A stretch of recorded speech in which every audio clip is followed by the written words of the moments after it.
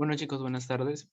Buenas tardes también, doctora. En esta ocasión vamos a continuar con lo que viene siendo las ponencias.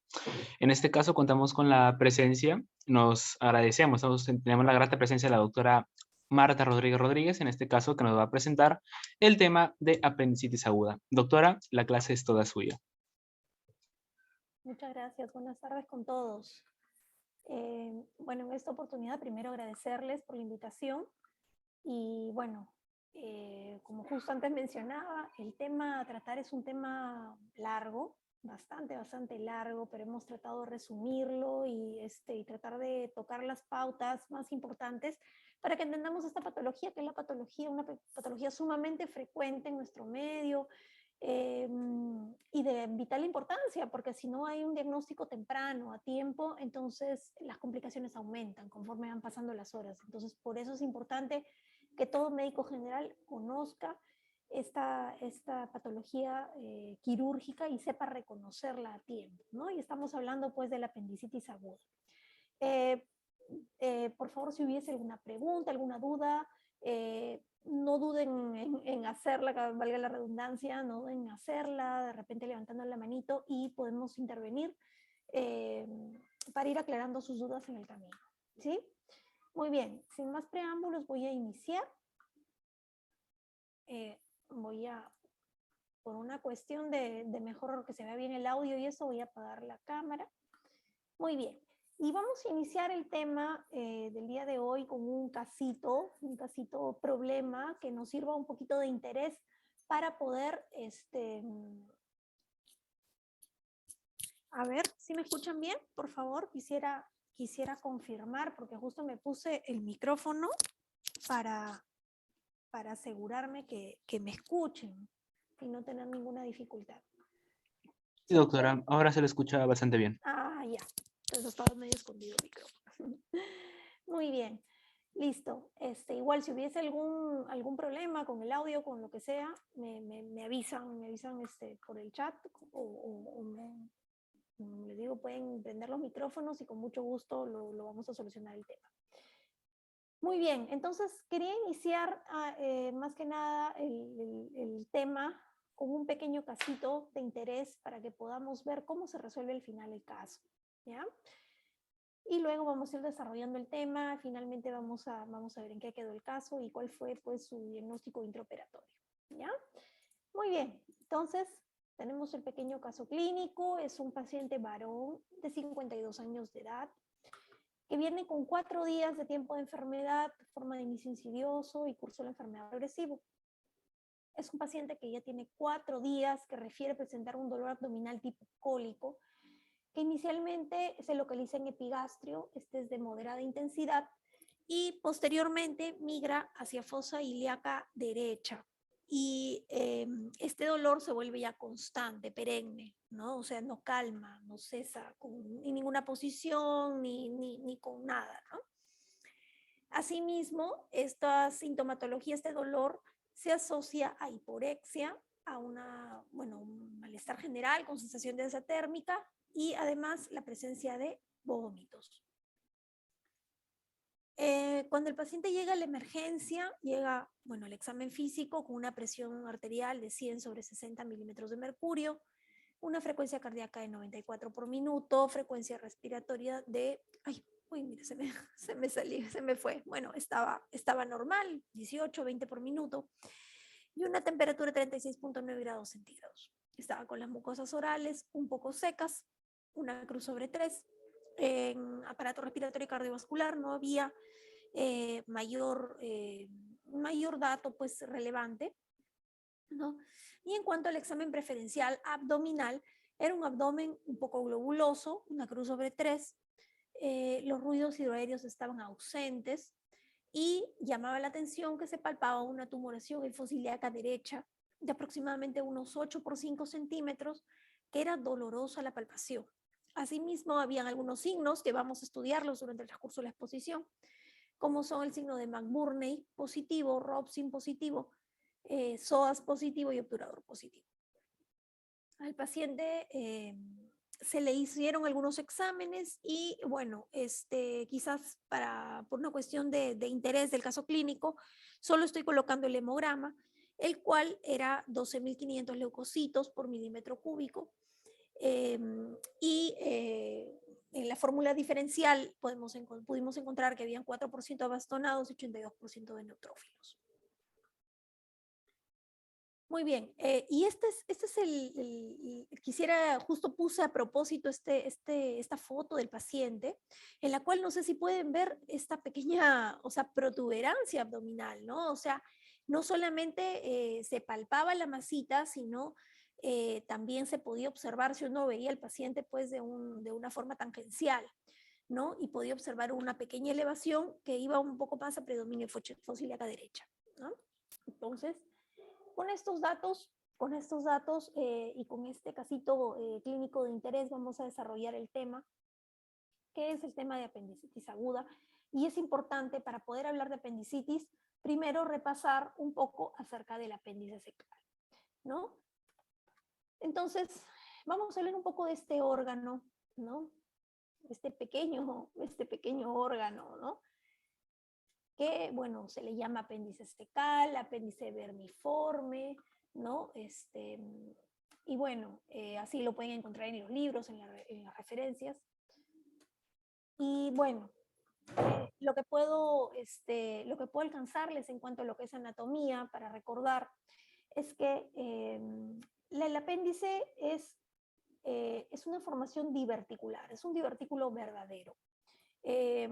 ¿Por qué se le llama divertículo verdadero? Porque contiene las 4 capas del intestino, ¿sí? A diferencia de los pseudodivertículos o divertículos falsos, que también en algún momento ustedes van a poder revisar el tema, son estructuras en las cuales solo tienen 2 o 3 capas, ¿no? Pero esta sí es un divertículo verdadero, ya que posee las 4 capas histológicas, digamos, del intestino grueso, ¿no? Esta estructura o este divertículo nace del ciego, ¿sí? Mide aproximadamente en promedio, ¿no? Entre 5 y 8 centímetros, pero se han visto apéndices tan pequeñas como que de 2,5 centímetros y apéndices tan grandes como son de 35 centímetros, ¿no? O sea, el tamaño es bastante variable, pero su promedio es este. El ancho puede variar 6, 8 milímetros, ¿no? 1 centímetro de repente. Y la podemos ubicar, ¿no? Porque queda justo o se ubica justo en el nacimiento de la convergencia de las tenias colónicas. Tenemos aquí las tenias, como pueden ver, miren, 1 tenia, 2 tenias, 3 tenias. Y justamente en la convergencia es donde podemos identificar el apéndice. ¿Por qué es importante esto? Porque cuando ya hablamos de una cirugía, ¿no? De una apendicectomía, a veces uno dice, ¿cómo ubicas el apéndice tan fácil? Y es porque justamente el cirujano, a pesar de una incisión pequeña, se va primero a ver el ciego, que es mucho más visible, busca una de las tenias y luego sigue la tenia hasta llegar hasta la base de la tenia o a la convergencia de las tenias, y es ahí donde ubica el apéndice, ¿no? Ese es un reparo anatómico importantísimo para el cirujano, para una cirugía justamente de apéndice. Y también es importante porque se encuentra esta otra referencia, que se encuentra aproximadamente 2-3 centímetros por debajo de la válvula iliocecal, ¿ya? Entonces también esa es otra referencia. A veces encontramos el ilio en terminal, podemos seguirlo, o encontramos la válvula iliocecal y sabemos que muy próximo ahí encontramos el apéndice. Ya hablando un poquito de lo que es la parte arterial, venosa del apéndice, ¿no? El apéndice secal se encuentra irrigada por la arteria pendicular, ¿sí? Que en muchos casos, en la mayoría de casos, proviene de la arteria ileocólica, ¿no? En algunos casos proviene de la cólica media, ¿no? O a veces también de la ileal, ¿no? Pero generalmente provienen de la arteria ileocólica. El drenaje venoso es similar también, el retorno es muy similar, sin embargo, pues no va directamente a la vena cava, sino pasa primero por la circulación portal, ¿sí? Y luego ya, pues, posteriormente ya llega a la vena cava, ¿no? De igual manera también cuenta con cadenas linfáticas, ¿sí? Las cuales tienen el mismo recorrido arterial y venoso. Y en cuanto a la inervación, podemos decir que el apéndice tiene inervación simpática y parasimpática. La inervación simpática viene del T10 y L1, ¿no? De los dermatomas T10 y L1, y la parasimpática del nervio vago. Y eso también es importante conocerlo debido a que esto nos va a ayudar a conocer un poco el por qué se presenta el dolor de una manera y luego de otra manera. También esto nos va a ayudar a identificarlo, ¿no? A saber el por qué. Histológicamente ya les había adelantado que el apéndice está conformado por 4 capas histológicas. Tenemos la mucosa, que es la misma del colon, ¿no? Es lo que recubre por dentro, ¿sí? Y produce, como su nombre lo dice, moco, ¿no? Luego tenemos la submucosa, que es rico en tejido linfoide, ¿sí? Fíjense aquí los nódulos linfoides, ¿no? Es rico en tejido linfoide.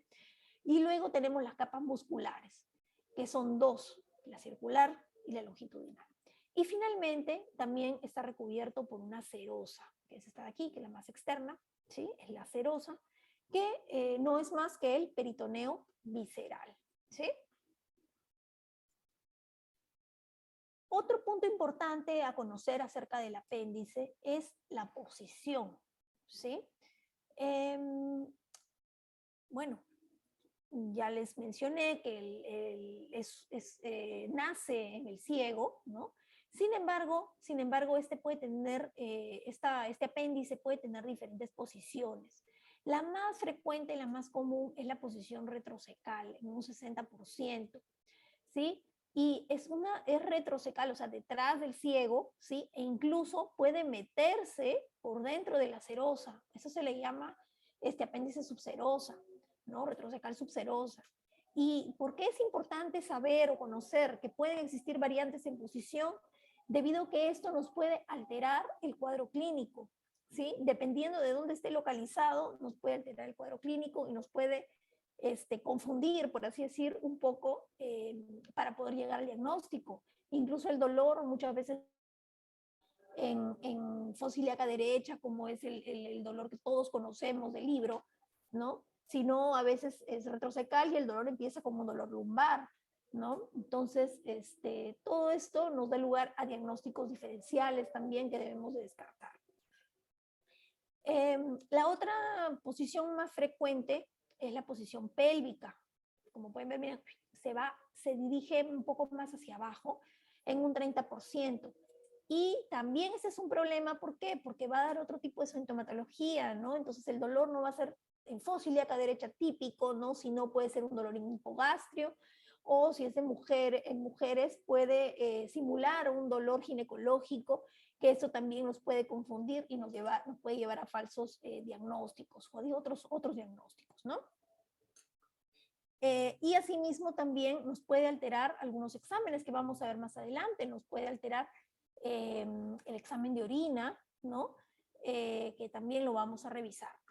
Otras posiciones menos frecuentes, ¿no? Aquí en menos del 10%, ¿no? Tenemos la paracecal, ¿sí? Paracecal, o sea, al lado del ciego. Preilial, posilial, ¿no? Subilial, subsecal, ¿no? Entonces hay diferentes variantes también, ¿sí? Bueno, hasta hace algunos años se pensaba que el apéndice no tenía ninguna función, que era solamente un vestigio intestinal y que no cumplía ninguna función. Pero poco a poco esto ha ido cambiando. Actualmente incluso se considera como parte del sistema inmunológico. ¿Sí? Como pueden ver, por ejemplo, en este gráfico me pareció muy interesante que fíjense, sistema inmunológico, y está incluido el apéndice como parte del sistema inmunológico, ¿no? Ya se ha demostrado que debido a que tiene múltiples nódulos linfáticos en la subserosa, es un órgano linfoide que nos sirve para la maduración de linfocitos B. También se ha demostrado que produce inmunoglobulinas, especialmente la inmunoglobulina A. Tiene una alta producción de moco, ¿no? E incluso ya se ha demostrado ya ampliamente que en pacientes apendicectomizados aumenta el riesgo de enfermedades inflamatorias, tales como enfermedad de Crohn, ¿no?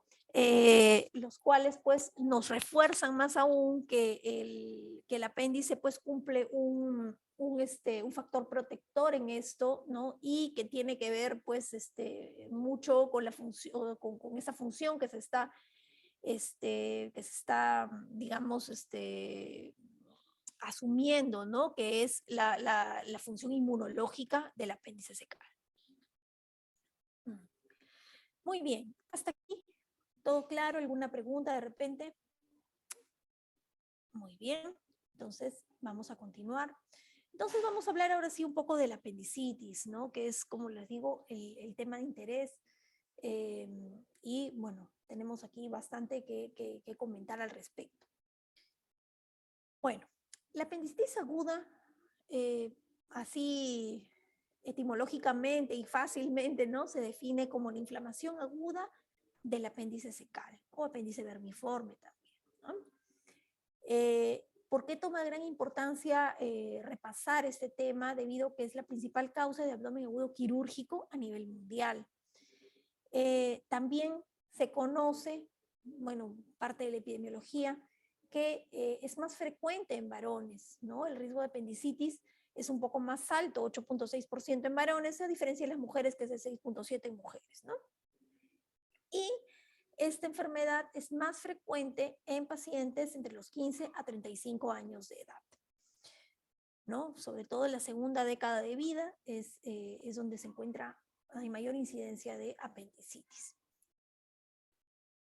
¿Cuál es la causa de la apendicitis? ¿No? Bueno, lo que se ha demostrado es que existe una obstrucción del apéndice secal, y esto lo vamos a ver luego en la fisiopatología. Pero, ¿cuál es la causa de la obstrucción? ¿No? Entonces, en adultos la principal causa es la presencia de los fecalitos, ¿no? Un fecalito que obstruye la luz apendicular, y esto pues produce toda la obstrucción de la luz, y esto, ¿no? Consecuentemente pues va a producir la fisiopatología que vamos a ver a continuación. Otra causa muy importante, y esto va más con niños, ¿no? La principal causa en niños es la hiperplasia linfoide, ¿sí? Debido a que, perdón, la submucosa es rica en nódulos linfáticos, estas aumentan de volumen, ¿no? Por algún proceso infeccioso, ¿no? O por alguna otra causa. Y esto, ¿qué hace? Produce una obstrucción de la luz también, de la luz apendicular, ¿no? Y bueno, otras causas menos frecuentes, infecciones bacterianas, parasitarias, incluso cuerpos extraños también está descrito, ¿no? A veces semillas, ¿no? Que pueden obstruir la luz, ¿no? Enfermedades inflamatorias intestinales, como también hemos hablado, ¿no? ¿No?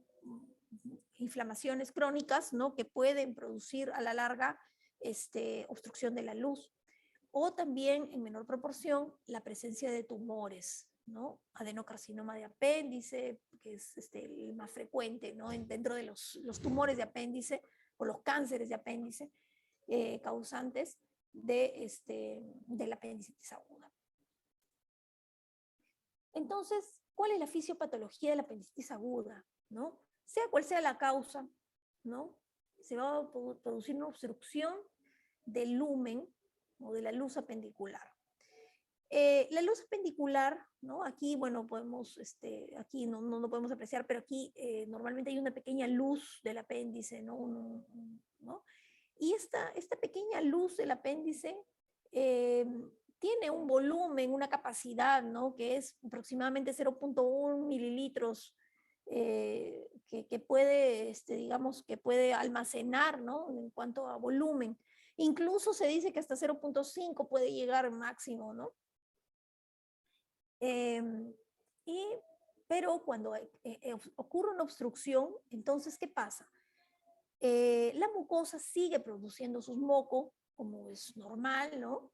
Y obviamente va a sobrepasar esta capacidad de 0.1, 0.5 mililitros, y va a aumentar la presión de la luz apendicular. ¿Esto qué va a producir? Va a producir una distensión de la misma luz, aumento de la presión intraluminal, y va a haber pues un éstasis de estos fluidos, lo cual va a favorecer la proliferación bacteriana. Recordemos que el intestino no es estéril, sino que tiene una flora intestinal que es normal, ¿sí? Y al haber un éstasis aquí de secreción, entonces esto va a favorecer el crecimiento bacteriano. Asimismo, ¿qué pasa? Aumenta esta presión intraluminal. ¿Y qué va a pasar con los tejidos circundantes? Van a empezar también a sentirse presionados justamente por este aumento de la presión intraluminal. Y por lo tanto, los primeros vasos que van a colapsar van a ser los vasos linfáticos, ¿sí? Lo cual esto va a producir un edema que va a contribuir, ¿sí? Que va a contribuir aún más al aumento de la presión en todo este órgano, ¿sí?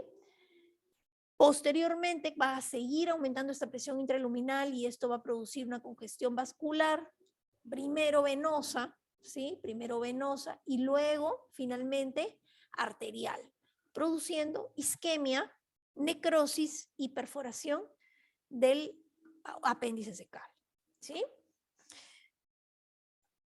Muy bien. Entonces hemos dicho que, bueno, bacteriológicamente, el apéndice normalmente tiene como parte de su flora normal la flora colónica, ¿sí? Sin embargo, ya cuando hay una invasión, ¿no? Por una proliferación bacteriana, justamente por todo este proceso que acabamos de revisar en la diapositiva anterior, entonces vamos a encontrar una serie de gérmenes, ¿no? Una infección polimicrobiana. Aquí tenemos los más frecuentes. Tenemos los anaerobios, que básicamente, el más frecuente es el Bacteroides fragilis, ¿no? Tenemos otros tipos de bacteroides, ¿no? Streptococos, etcétera. Y en cuanto a las bacterias aerobias, que son principalmente las gram negativas, tenemos Escherichia coli como en primer lugar, ¿no? Y bueno, otros menos frecuentes, Streptococo, no sé, Pseudomonas, Klebsiella, entre otros gérmenes menos comunes. Pero más frecuentemente Escherichia coli y Bacteroides fragilis son los principales gérmenes que se encuentran en pacientes con apendicitis aguda. Muy bien, ¿cuáles son las fases de la apendicitis? Más o menos siguiendo o recordando un poquito de la fisiopatología que acabamos de ver, vamos a poder nosotros identificar 4 fases, ¿sí? Como pueden ver en la figura aquí, tenemos un apéndice secal normal, ¿sí? Como pueden ver, su diámetro es pequeño, está rosada, no tiene mayor problema, ¿no? Y luego vamos a tener la primera fase, o la apendicitis catarral o apendicitis edematosa, ¿sí? Entonces, como pueden ver, aquí ya hay un aumento del volumen, ya está un poco más congestionada, ¿no? Y este tipo de apendicitis vamos a verla, o vamos a correlacionarla, mejor dicho, fisiopatológicamente con la obstrucción linfática, ¿sí? Con la obstrucción linfática. Luego recordemos que les dije que iba a haber una obstrucción de los vasos sanguíneos venosos, ¿sí? Y esto va a producir lo que es esta apendicitis, esta fase de la apendicitis, que es la apendicitis supurada o flemonosa, ¿sí? Y aquí ya podemos ver pues un poco, digamos, un poco más de cambio de coloración, ¿no? Más congestionada, incluso, bueno, aquí está limpiecita, pero normalmente ya hay fibrina en su superficie, ¿sí? Y luego también les mencioné que luego de la obstrucción venosa venía la obstrucción arterial, ¿no? Entonces, cuando ya hay una obstrucción de la irrigación sanguínea, entonces ya se da lo que es esta tercera fase, que es la apendicitis gangrenada o necrosada. Y aquí ya hay focos necróticos, ya hay focos de necrosis, ¿no? E incluso ya hay microperforaciones en este nivel, en esta fase de apendicitis.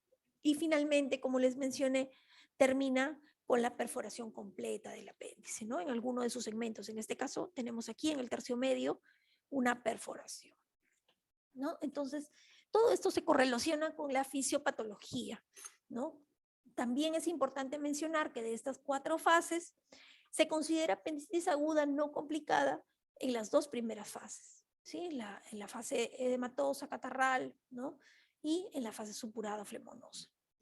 Cuando ya hablamos de la gangrenada o perforada, ya estamos hablando de apendicitis aguda complicada, ¿sí? ¿Y por qué complicada? Porque como ya les mencioné, si bien es cierto macroscópicamente la apendicitis gangrenada no parece perforada, pero sí se ha demostrado que ya se evidencian microperforaciones en el apéndice, que esto pues puede cambiar un poco el curso de la enfermedad y del tratamiento.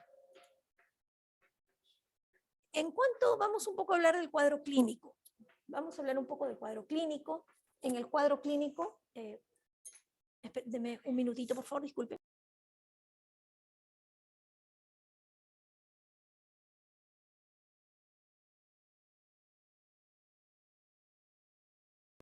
Bueno, en cuanto al cuadro clínico, disculpen, en cuanto al cuadro clínico, podemos identificar que existe la base de todo es el dolor abdominal. Y este dolor abdominal es un dolor que inicialmente es un dolor periumbilical, ¿sí? O un dolor en mesogastrio también se puede identificar, que está dado justamente por las fibras simpáticas, ¿no? Es un dolor somático, un dolor de fibras simpáticas. Bueno, luego con el pasar de las horas, debido justamente a la distensión de la luz apendicular, como ya hemos mencionado en la fisiopatología, ya va a haber una, digamos, afectación no solo del peritoneo visceral, como hemos mencionado, sino del peritoneo parietal. Y también si recordamos un poco la anatomía, el peritoneo parietal es el que sí tiene fibras nerviosas, a diferencia del peritoneo visceral que no tiene sensibilidad, ¿no? Entonces, conforme van pasando las horas, ya el dolor va a cambiar, va a variar, y es por eso que el dolor que se encuentra primero periumbilical, luego se va a localizar en fosa ilíaca derecha, ¿no? Ese es el principal, digamos, el síntoma cardinal, el síntoma cardinal. Otros síntomas asociados, ¿no? Que también tienen que ver pues con la parte, digamos, con la parte neurovegetativa, ¿no? Con tenemos, bueno, las náuseas y los vómitos, la hiporexia, luego tenemos la fiebre, ¿ya? Bueno, el malestar general. También puede haber cambios evacuatorios, ¿no? Puede haber estreñimiento o también diarreas, que pueden ser justamente causadas por la irritación ileal, ¿no? O sea, propia del cuadro inflamatorio. Y también puede sentir una sensación de abalonamiento o distensión abdominal.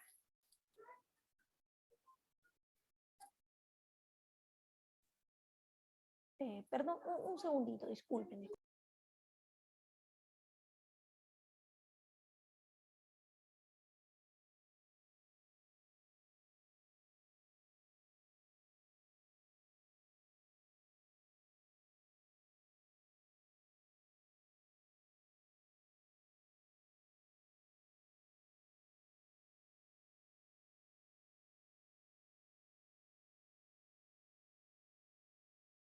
Ya, mil disculpas, disculpen la interrupción. Muy bien. Otro punto importante a tratar son las triadas, ¿no? Existen unas triadas que también nos pueden ayudar a establecer un diagnóstico de apendicitis. Tenemos la triada de Murphy, ¿sí? La cual se caracteriza por tres síntomas, ¿no? Que es el dolor abdominal, náuseas y vómitos y fiebre. Lo que caracteriza esa triada de Murphy es que es en este orden, ¿sí? En este orden aparecen estos síntomas, ¿sí? ¿Por qué les digo? Porque puede aparecer, por ejemplo, primero la fiebre, luego el dolor abdominal y luego las náuseas y vómitos. Sí, pero esto aleja el diagnóstico de apendicitis aguda. Para que podamos, digamos, establecer un diagnóstico, o mejor dicho, tener más certeza del diagnóstico, la triada de Murphy se caracteriza justo por esta triada, pero con digamos, este orden en cuanto a los síntomas. Y también tenemos otra triada bastante conocida también, que es la triada de Dieulafoy, en la cual, bueno, se caracteriza por hiperestesia cutánea en fosa ilíaca derecha a la palpación, defensa muscular en la fosa ilíaca derecha y el dolor provocado en fosa ilíaca derecha, ¿no? Que eso también es parte de los signos que vamos a encontrar en el examen físico. Muy bien, ¿qué es lo que vamos a encontrar en el examen físico? Para empezar, vamos a encontrar un paciente con fiebre, ¿no? En muchos casos, taquicárdico también, propio de la fiebre. Y bueno, como ya les mencioné, lo característico aquí es el dolor en fosa ilíaca derecha, ¿no? Entonces va a haber un dolor a la presión profunda, sobre todo en fosa ilíaca derecha. Se puede en muchos casos, cuando ya tiene varios días, sobre todo una masa, para palpar una masa, ¿no? En ese lado. Si es que realizamos un examen vaginal, puede evidenciarse un abombamiento en el fondo de saco de Douglas, incluso el tacto vaginal también puede haber dolor. En el tacto rectal también existen algunos signos que pueden hacernos sospechar de una apendicitis aguda, sobre todo en las primeras etapas. Y se han descrito hasta 40 signos de apendicitis aguda, ¿no? ¿Y por qué dirán, doctora, pero por qué tantos signos, no? Justamente la idea es hacer un diagnóstico temprano. Eso justamente, y eso es lo que estábamos hablando al inicio, ¿no? La idea es hacer un diagnóstico en las primeras etapas, cuando no está complicado. ¿Por qué? Porque cuando está complicado ya, cuando ya está perforado, el diagnóstico es muy fácil, muy sencillo. Incluso ya después vamos a ver cuál es la evolución natural de la apendicitis y un paciente ya complicado lo puede diagnosticar sin menospreciar, obviamente, hasta el vigilante del hospital, de la clínica, de la posta, ¿no? Porque ya es algo difícil de que se enmascare, ¿no? Pero, digamos, la sutileza o por así decirlo, el don que puede tener el médico, ¿no? Es justamente hacer el diagnóstico en etapas iniciales para poder evitar justamente que llegue a una apendicitis complicada y por lo tanto también evitar mayores complicaciones o mayor morbilidad, ¿no? Recordemos, con más pasan las horas, más riesgo hay de que existan otras complicaciones propias pues de una apendicitis aguda complicada. Y bueno, como estábamos hablando, parte del examen físico, los signos vitales, podemos encontrar el paciente taquicárdico, con fiebre, podemos identificar un hilio paralítico. ¿Cómo lo vamos a evidenciar?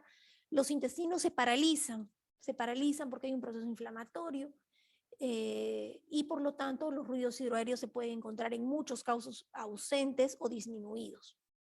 Vamos a encontrar algunos signos que lo voy a explicar a continuación, pero bueno, adelantándome, el signo de McBurney, que es el signo más característico, que es el dolor en fosa ilíaca derecha, luego de soltar bruscamente justamente la fosa ilíaca derecha, ¿no? Entonces, hago presión en fosa ilíaca derecha y al momento de soltar bruscamente, el paciente va a referir dolor en ese lugar, en la fosa ilíaca derecha, ¿no? Ese es el signo de McBurney. El signo de Bloomberg, si bien es cierto, es un signo también de la apendicitis aguda, no es un signo, digamos, patognomónico de apendicitis, porque el signo de Bloomberg es más bien un signo de peritonitis, ¿sí? Es un signo de peritonitis, es un signo típico de peritonitis, y este signo se puede encontrar no solo en apendicitis complicada, sino también en cualquier otra patología que produzca una peritonitis. Y causas de peritonitis también hay una gran cantidad de causas de peritonitis.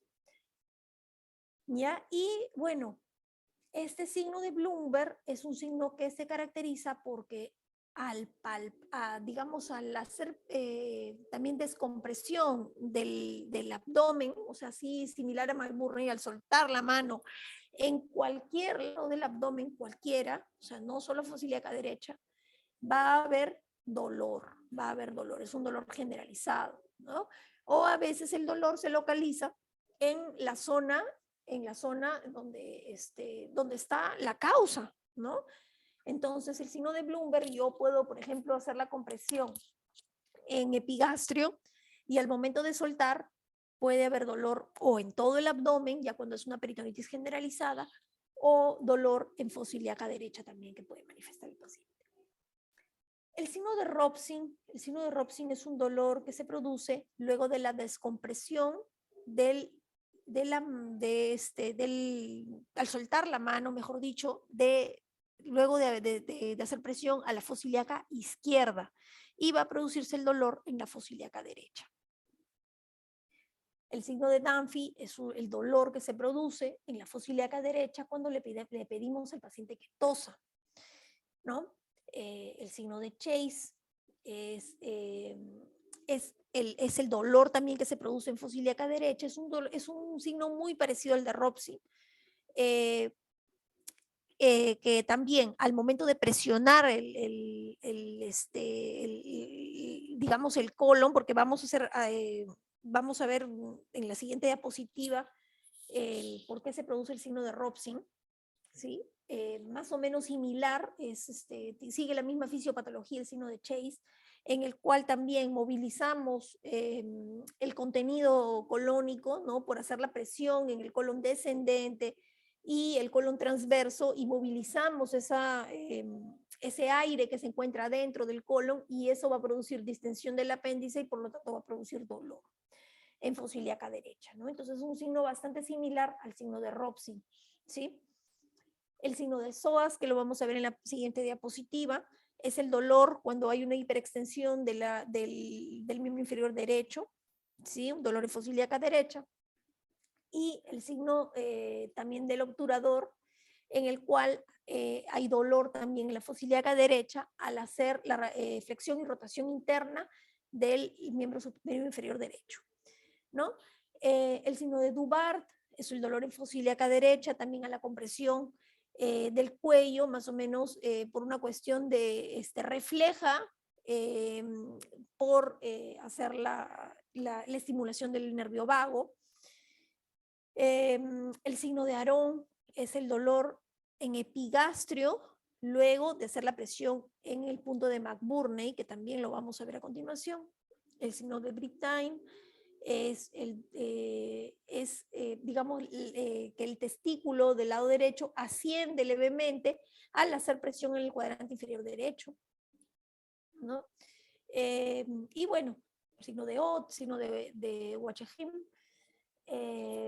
etcétera, ¿no? Son signos mucho menos comunes, ¿no? En realidad aquí los que más utilizamos son estos de aquí, los primeros de acá, y incluso, bueno, el signo del obturador, los que menos utilizamos son estos, son signos un poquito menos utilizados, pero es importante que ustedes sepan que existen esos signos, y como les digo, existen muchos más, existen hasta 40 signos de apendicitis, sobre todo en qué casos se usan o cuando nosotros optamos por ellos, justamente es cuando tenemos estos pacientes con dudas diagnósticas, tenemos pacientes en las primeras horas de apendicitis, ¿no? de dolor abdominal, y pacientes también que tienen, por ejemplo, localización del apéndice que hace que no tengan un cuadro clínico típico, ¿no? Como quisiéramos. Bueno, los puntos dolorosos, ¿no?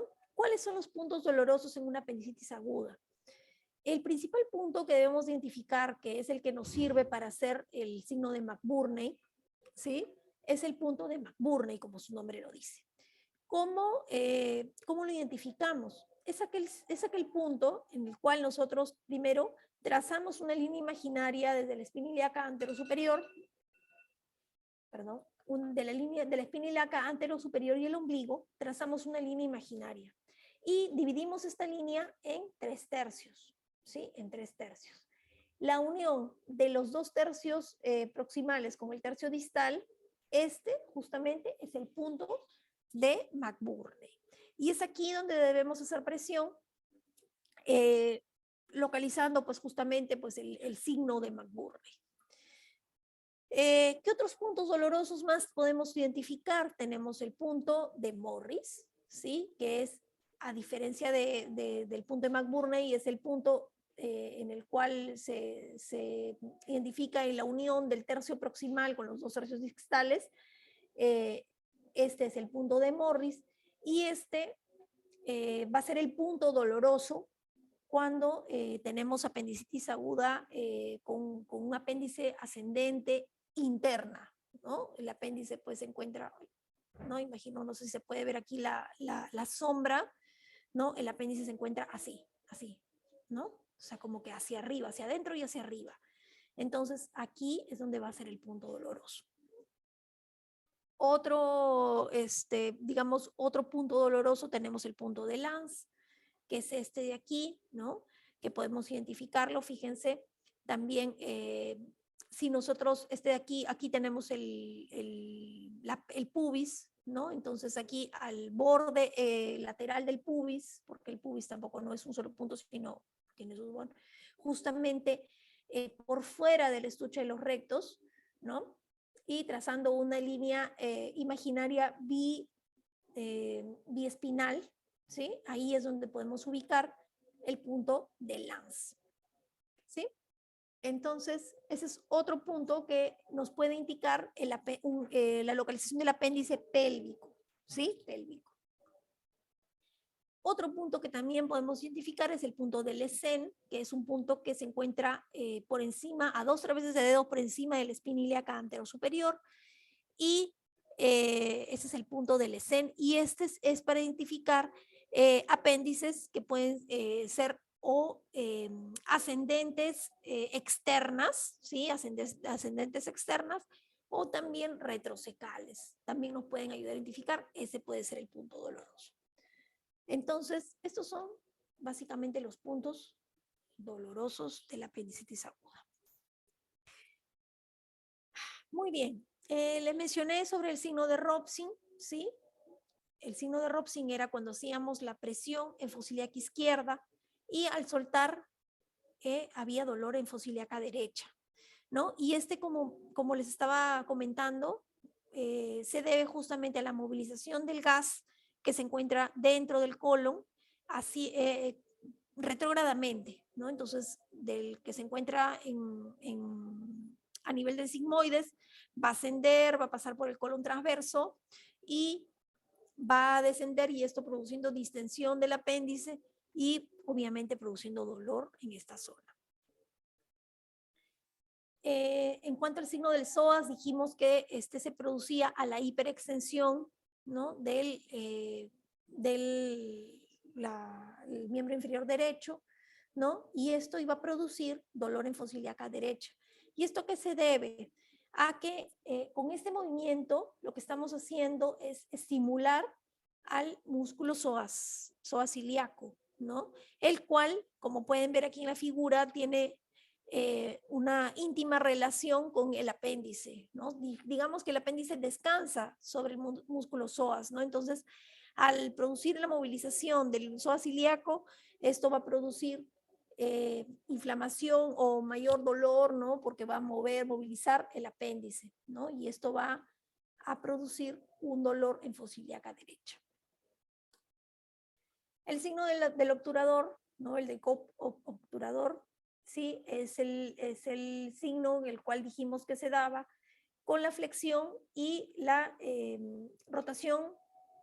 En realidad es una rotación interna y externa, porque se hace como pueden ver acá, ¿no? Se gira para ambos lados, derecho, izquierdo. Y esto, ¿por qué se debe también? Debido a la movilización del músculo obturador, ¿sí? Interno. Tiene una íntima relación con el apéndice secal y esto pues produce dolor pues en fosa ilíaca derecha. ¿Hasta ahí hay alguna pregunta? Espero que no. Muy bien, vamos a continuar.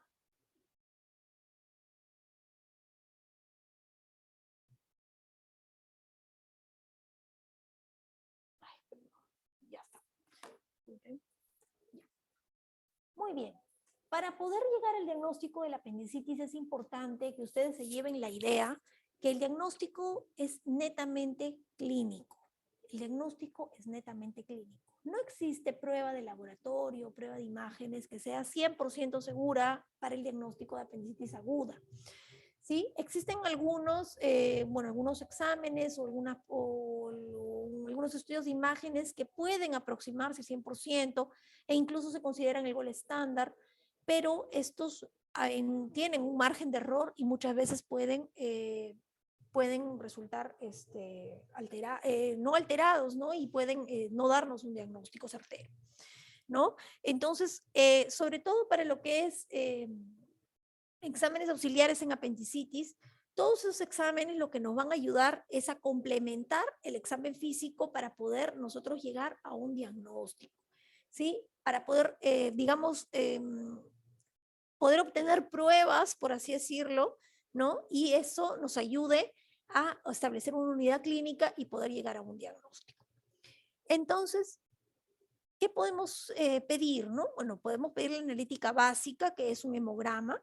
El hemograma generalmente, no siempre, nos puede mostrar un aumento de los leucocitos con un predominio de polimorfonucleares que puede ir sobre 10.000, pero también es importante que ustedes sepan que en muchos casos, pacientes incluso con apendicitis complicada pueden tener un hemograma normal, leucocitos con valores normales.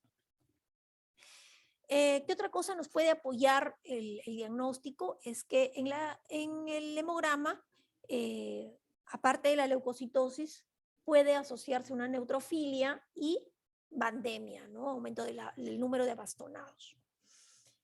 ¿Qué otra cosa más es importante? Solicitar un examen de urea creatinina, ¿no? Como parte de los exámenes preoperatorios también. Y esto nos puede indicar también una retención de azoados, ¿no?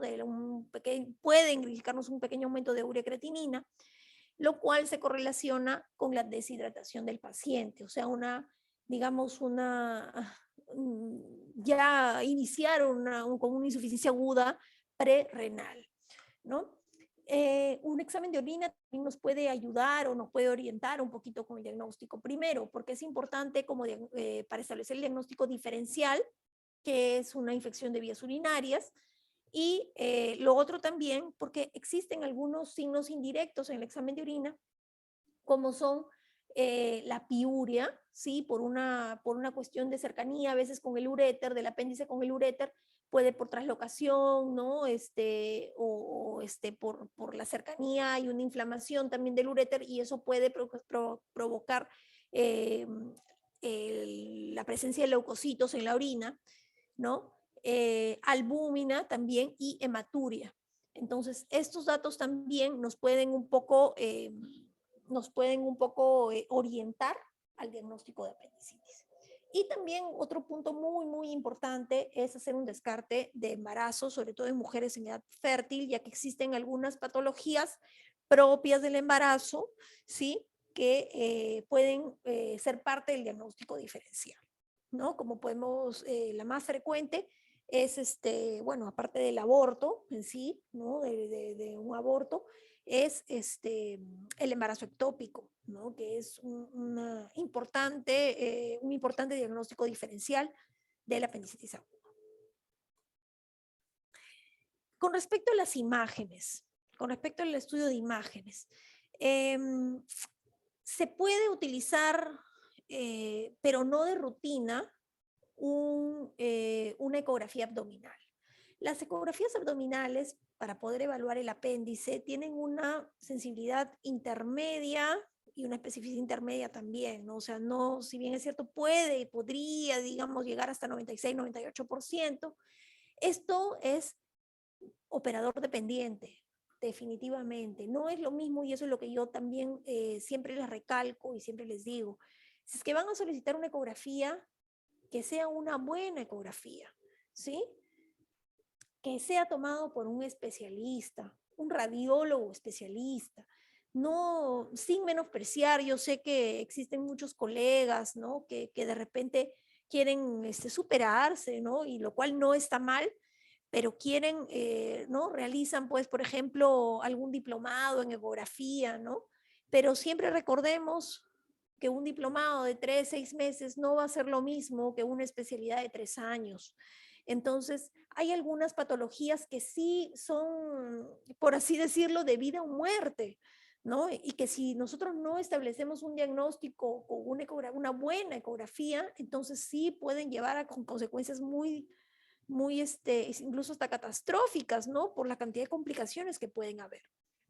Entonces, eh, en el caso particular de las apendicitis, en los cuales prácticamente tenemos que decidir si se opera o no se opera, entonces es mejor hacer una buena ecografía en un sitio confiable o con un especialista, ¿no? Para poder lograr establecer el diagnóstico, ya que la ecografía es, como les repito, es operador dependiente, ¿no? Yo siempre les pongo el ejemplo a mis alumnos y les digo, no es lo mismo, por ejemplo, si ustedes quieren tomarse una foto, no es lo mismo tomarse una foto, no sé, por mí, ¿no? Por mí con un celular chanchito, a que tomarse una buena foto con una cámara profesional y que lo haga un fotógrafo profesional, ¿sí? Entonces, depende de dos cosas, depende de la máquina, del aparato, del equipo que estás usando, ¿sí? Porque pueden haber ecógrafos muy buenos, ¿sí? Y también depende del operario, de quién lo hace, ¿no? O sea, por ejemplo, yo que conozco poco, o sea, hacer a la justa, sé hacerlo muy básico en ecografía, por más que me pongan el mejor ecógrafo, si es que yo no sé hacer buenas ecografías, entonces no voy a poder hacer buenos informes. Y de la misma manera, ¿no? Un buen ecografista con un equipo malo, ¿no? O obsoleto, o ¿no? Que ya está pasado, no me va a hacer unas ecografías muy buenas como yo quisiera, a pesar de, ¿no? A pesar de que puede ser muy, muy bueno. Entonces, con esto, pues es importante, ¿no? Que ustedes se concienticen con las ecografías, que si es que las necesitan tomar, solicítenla, pero que lo haga un buen especialista. No debe de ser un examen de rutina. A veces existe la mala creencia que todos los pacientes con dolor en fosa ilíaca derecha tienen que hacerse ecografía. Y no es así. No es así. Hay algunos casos particulares en los cuales es probable que pueda haber, digamos, una alteración o un cuadro clínico diferente, en el cual sí puede ser válido, ¿no? Hacer este tipo de exámenes de rutina. Por ejemplo, ¿no? Los niños o los extremos de la vida, niños y adultos mayores, estos pacientitos no van a hacer un cuadro clínico típico. Entonces, hacer una ecografía de rutina puede ser válido. Sí podemos realizarlo y es válido si es que tenemos dudas en el diagnóstico, obviamente, ¿no? Otro grupo es, por ejemplo, las mujeres en edad fértil, que ya le hemos dicho, ya que existen patologías ginecológicas y obstétricas en las cuales necesitamos descartar que estas se encuentren presentes, y la ecografía más bien es no para diagnóstico de apendicitis, sino para descarte de estas otras patologías. Otro son los pacientes inmunodeprimidos o también, por ejemplo, usuarios de corticoides, pacientes diabéticos con VIH positivos, ¿no? Todos ellos son a cierto punto inmunodeprimidos y no van a ser un cuadro clínico típico, y en estos pacientes sí es como también decirles debido a muerte, descartar una apendicitis aguda, y por lo tanto hacer una ecografía sí puede ser válido. ¿Qué podemos encontrar en la ecografía? vamos a encontrar una imagen tubular no compresible, esto es importante, porque existen imágenes tubulares que son las imágenes intestinales, pero que son compresibles. Uno le pone el transductor y comprimen y se colapsan. A diferencia del apéndice, la apendicitis, o sea, porque el apéndice se puede ver también, si uno es, digamos, muy minucioso en una ecografía, uno puede ver un apéndice normal, pero normalmente no la ve. Puede ver una imagen tubular no compresible y esta debe de ser de mayor de 6 milímetros de diámetro para poder establecer el diagnóstico. Podemos también encontrar engrosamiento de la pared, ¿no? Aquí, por ejemplo, tenemos aquí esta imagen, ¿no? Como ven, esta imagen tubular, esta es la luz intestinal, ¿no? Hay podemos encontrar engrosamiento de la pared, distensión luminal, formación de abscesos, o sea, el líquido perivesicular, ¿no? Etcétera. Y como les dije, permite descartar otras patologías ginecológicas. Y lo otro, bueno, es que la tomografía es hasta el momento, bueno, tomografía y resonancia también, ¿no? Son considerados como los gold estándar, los patrones de oro, ¿no? Aquí tenemos otras imágenes, miren el apéndice acá. Y es más, aquí esta imagen calcificada parece indicarnos que es un apendicolito o un coprolito, ¿no? Entonces aquí igualmente, miren, ¿no? Imagen no compresible. La tomografía, USG es ultrasonografía, sí, que es lo mismo que ecografía, por si acaso. Muy bien. La tomografía nos va a permitir ver también, ¿no? Un poco más precisamente. Miren, por ejemplo, acá podemos ver una colección intraabdominal con una pequeña luz en el centro, ¿no? Una pequeña luz en el centro, ¿no?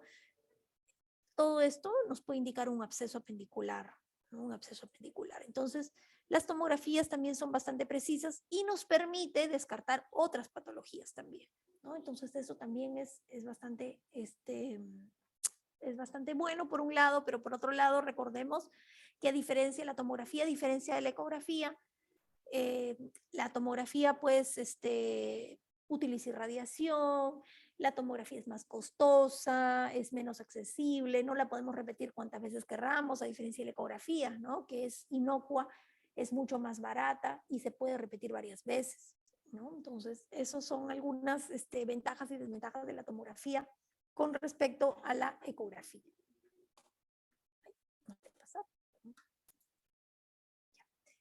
La radiografía. Ese también es otro tema importante. ¿Por qué pedir radiografía o si es válido, es importante, nos sirve pedir radiografía en un paciente con apendicitis? La radiografía realmente no nos ayuda con el diagnóstico de apendicitis. Sin embargo, sí puede ayudarnos o darnos algunos signos indirectos de que puede haber algún proceso apendicular ahí. ¿Qué debemos de solicitar? Una placa de abdomen simple de pie y de cúbito, ¿sí? Lo que podemos encontrar como algunos signos indirectos es una línea preperitonal borrada, la columna un poquito desviada hacia un lado, ¿sí? Pero más por el hecho de tener una posición antálgica. El psoas, no sé si pueden ver aquí, miren, en el lado izquierdo se encuentra bastante notable, pero en el lado derecho no, ¿sí? Hay un borramiento del psoas, sobre todo en el tercio inferior. Pueden haber niveles hidroaéreos como un hilio paralítico, como ya lo mencioné antes, ¿sí? Y sobre todo estos niveles, bueno, aquí en esta figura no se ve tan claro, ¿no? Pero pueden haber así, por ejemplo acá, ¿no? Lo que se llama el asa centinela. Los niveles hidroaéreos o el nivel hidroaéreo se encuentran justo por encima de la fosa ilíaca derecha, ¿no? Y eso se le llama asa centinela. ¿Qué más? Otro signo, hilo segmentado, y podemos en algunos casos identificar una calcificación a nivel de fosa ilíaca derecha, ¿no? Que puede corresponder al coprolito o apendicolito que se encuentra pues obstruyendo la luz intestinal o la luz del apéndice, pues, ¿no? Entonces son signos indirectos, ¿no? La radiografía también, ¿no? Depende de qué tan bien esté tomada y En algunos casos, pues, no vamos a encontrar ningún signo o algo que nos oriente mucho a una apendicitis, por lo que no tiene mucha utilidad para el diagnóstico de apendicitis aguda. Escalas diagnósticas. Existen algunas escalas diagnósticas que se fueron creando justamente en el cual se agrupan signos y síntomas y exámenes de laboratorio para poder establecer un diagnóstico de apendicitis aguda. El más conocido, la escala más conocida de todas es la escala de Alvarado, ¿no?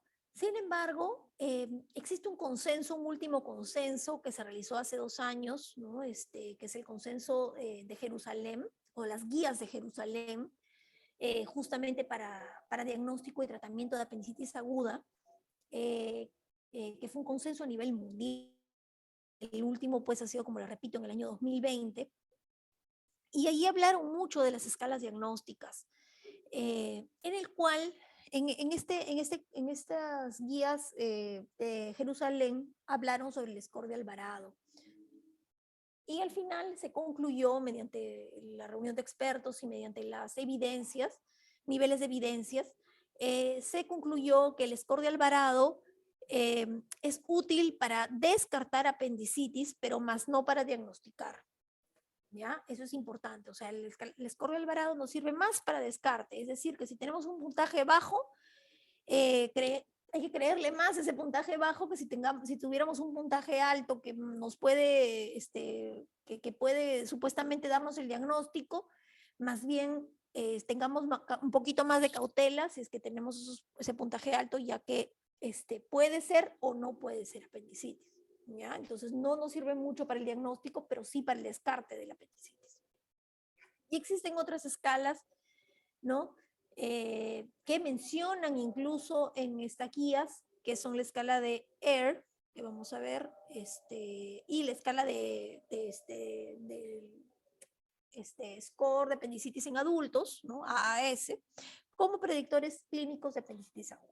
Y vamos a revisar las escalas para que ustedes puedan observar. Y también existe otra escala, que esa no la mencionan en la guía de Jerusalén, que es la escala de Ripasa, que incluso es un poco más precisa que la escala de Alvarado, ¿no? Porque tiene un poquito más de ítems a evaluar.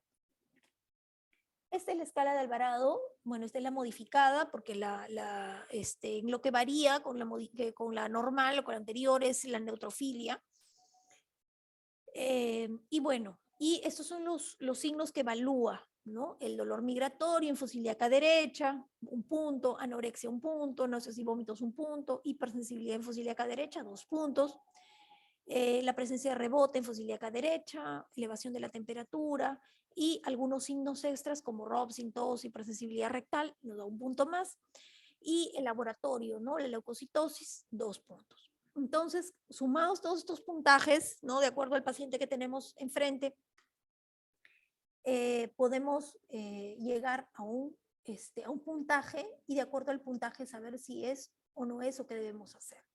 Si es que tenemos 0 a 4 puntos, la probabilidad es muy baja de que sea apendicitis aguda, estamos hablando de un 7.7% de que sea apendicitis, pero más bien nos descarta la posibilidad, como estaba diciendo pues las guías de Jerusalén, nos descarta la posibilidad de que sea una apendicitis aguda, ¿no? Entonces, si nos descarta la posibilidad, tenemos este puntaje, entonces podemos este paciente mandarlo de alta, ¿no? Y siempre indicándole sus signos de alarma, pues, ¿no?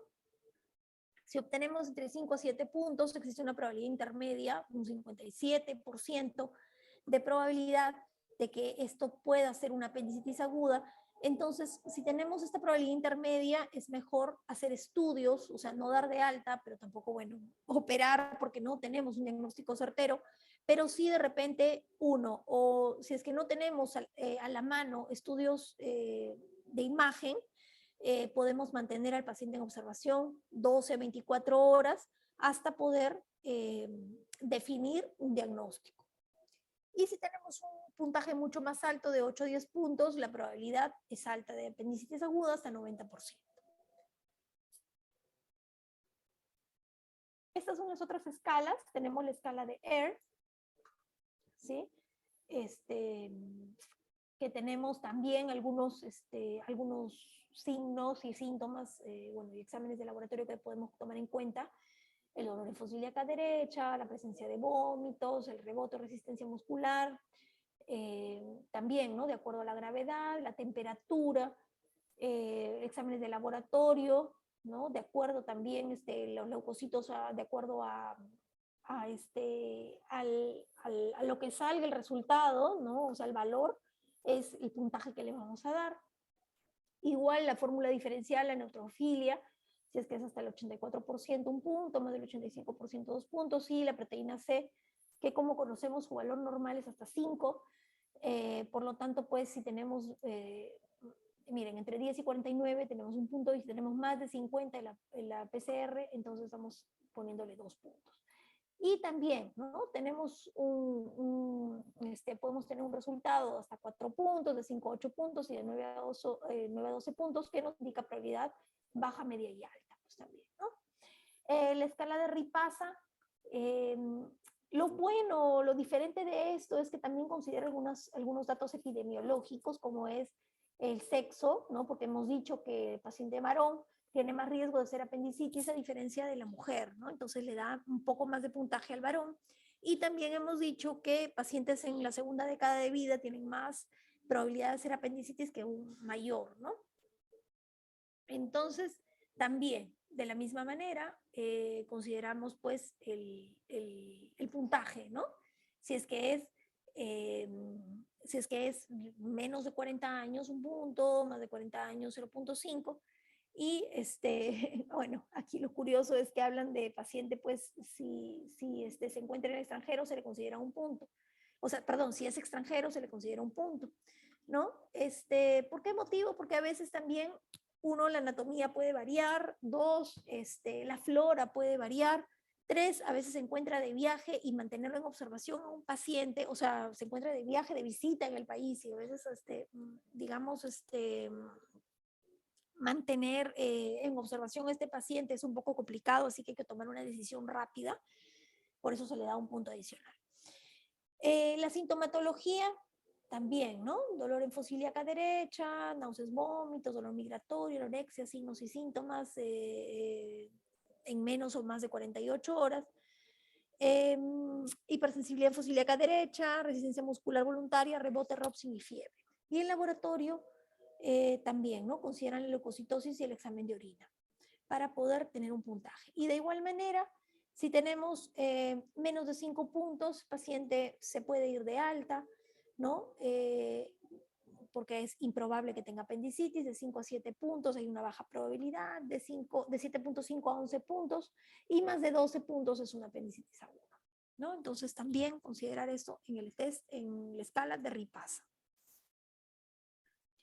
Y la escala de AAS, que es la de el score de apendicitis en adultos, ¿no? También, ¿no?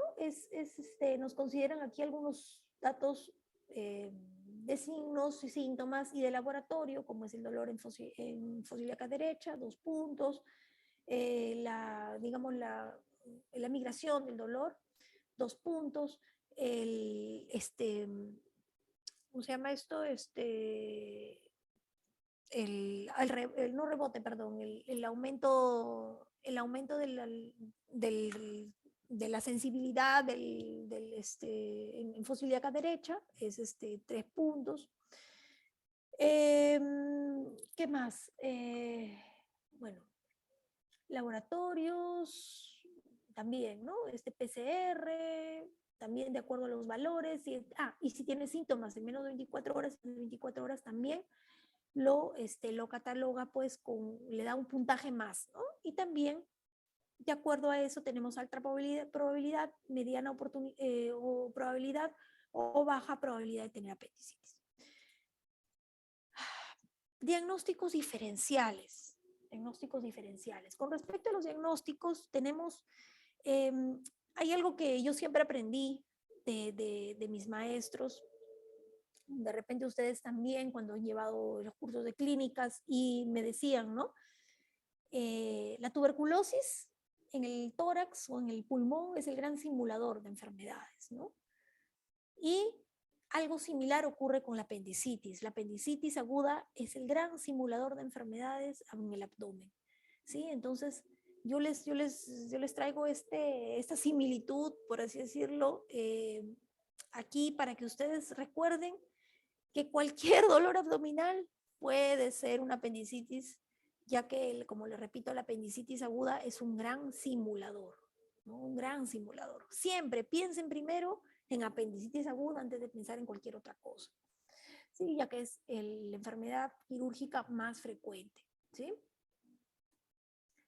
¿Qué causas? Tenemos miles de causas, de verdad. O sea, podríamos sentarnos y nunca terminar las causas de diagnósticos diferenciales de apendicitis aguda, ¿no? Tenemos causas de acuerdo por órganos y sistemas, ¿no? Como son, por ejemplo, las causas gastrointestinales, las diverticulitis, ¿no? Por enfermedad diverticular, por divertículo de Meckel, diverticulitis de Meckel, apendicitis epiploica, adenitis mesentérica, que este es un diagnóstico diferencial muy frecuente en niños, torsión del epíplomo del aumento, enfermedad de Crohn, invaginación intestinal o intussuscepción, hepatitis, cánceres, ¿no? Neoplasias, linfomas, tiflitis también, obstrucción intestinal, úlcera péptica perforada, ¿no? Perforación duodenal, colecistitis. He visto varios casos de pacientes que se piensan que es colecistitis, inflamación de la vesícula, ¿no? Un problema vesicular agudo y termina siendo una apendicitis. Pancreatitis también, bastante frecuente.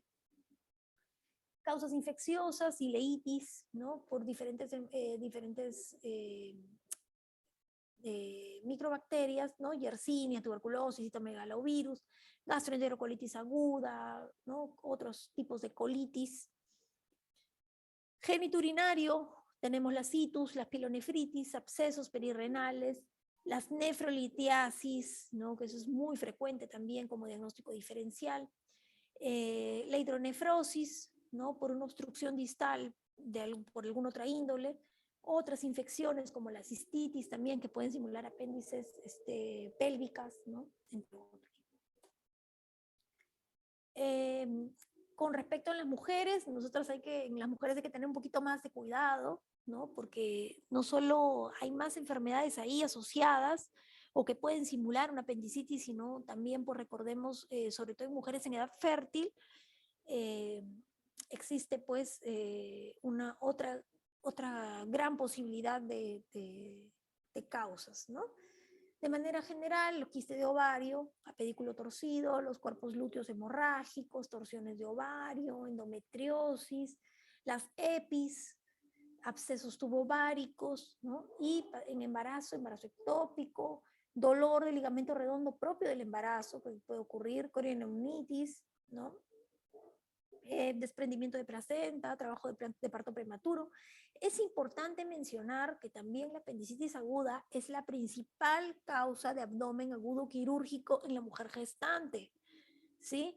Entonces, es importante que, o sea, a veces el embarazo puede estar ahí oculto porque la mujer no sabe que está embarazada, pero también puede venir una panzoncita, una paciente con varias semanas de embarazo y hay que sospechar de apendicitis porque nuevamente es la principal causa de abdomen agudo quirúrgico en la paciente gestante. Y es una cirugía relativamente frecuente en la gestante. Muchos pacientes, muchas gestantes empiezan con su dolorcito y terminan siendo operadas, ¿no? Pero siempre mencionarles a este tipo de pacientes que existe riesgo, ¿no? Si es que están menos de las 20 semanas, riesgo de aborto, riesgo de, amenaza de aborto, ¿no? Y enfermedades propias del primer trimestre. Y si es que es más de las 20 semanas, que deben de tener en cuenta que puede existir la amenaza de parto prematuro, ¿no? Y en algunos casos, pues sí se da, incluso se llega a dar un trabajo de parto y la paciente pues termina en cesárea, ¿no? O en cesárea porque inician una labor de parto, ¿no? Entonces sí se han dado casos, como que también se han dado casos que no, que el paciente se opera y se va a su casa, continúa con su embarazo y llega a tener un embarazo, un embarazo a término muy feliz, sin ninguna complicación. Vamos a ver qué otras causas. También existen otras causas de índole no abdominal, ¿no? Como por ejemplo faringitis estreptocócica, que por una cuestión de aumento de los ganglios, no solamente a nivel faringio, sino también a nivel mesentérico pueden producir dolor que simula una apendicitis, neumonías lobares o basales derechas también, hematomas del recto abdominal, ¿no? Entre otras causas también no abdominales. Muy bien. ¿Hasta aquí alguna pregunta para irnos a lo que es el tratamiento un poco largo del tratamiento? Muy bien. Bueno, vamos a hablar un poco del tratamiento. En cuanto al tratamiento de la apendicitis, con el pasar de los años también ha cambiado, ¿sí?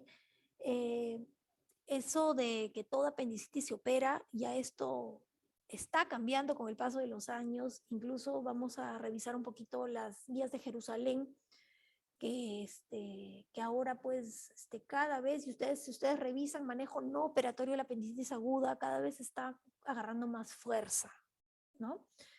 Pero de manera general hay que saber que todo paciente con sospecha de apendicitis aguda debe de primero estar bien hidratado, una hidratación parenteral, ya que es un paciente que ha estado con fiebre y ha tenido pérdidas extraordinarias, ¿no? de fluidos, es un paciente que ha estado vomitando, ¿no? Es un paciente que puede tener un secuestro en el tercer espacio de los líquidos, ¿no? A nivel peritoneal. Entonces, una buena hidratación va a asegurar que el paciente esté no solamente estable, sino más repuesto, ¿no?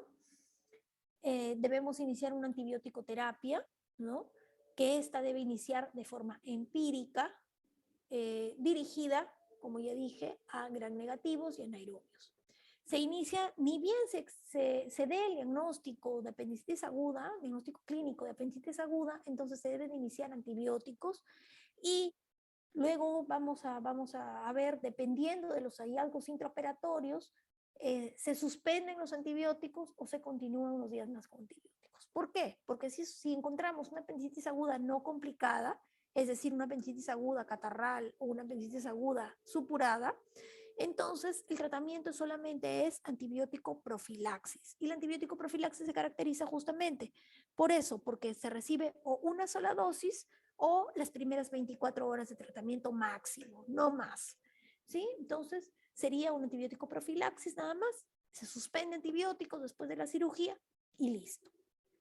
Pero si vemos que es una apendicitis complicada, entonces sí necesita un antibiótico terapia de algunos días, por lo menos 5 a 7 días de antibiótico, que pueden pasarse a vía oral. No necesariamente tienen que estar viendo venosa todo el tiempo, sino pasarse a vía oral luego, ya al momento del alta, ¿no? De repente 2, 3 días darle antibióticos endovenosos y luego ya pasarle a vía oral para que se vaya a su casita, dependiendo obviamente de la evolución del paciente.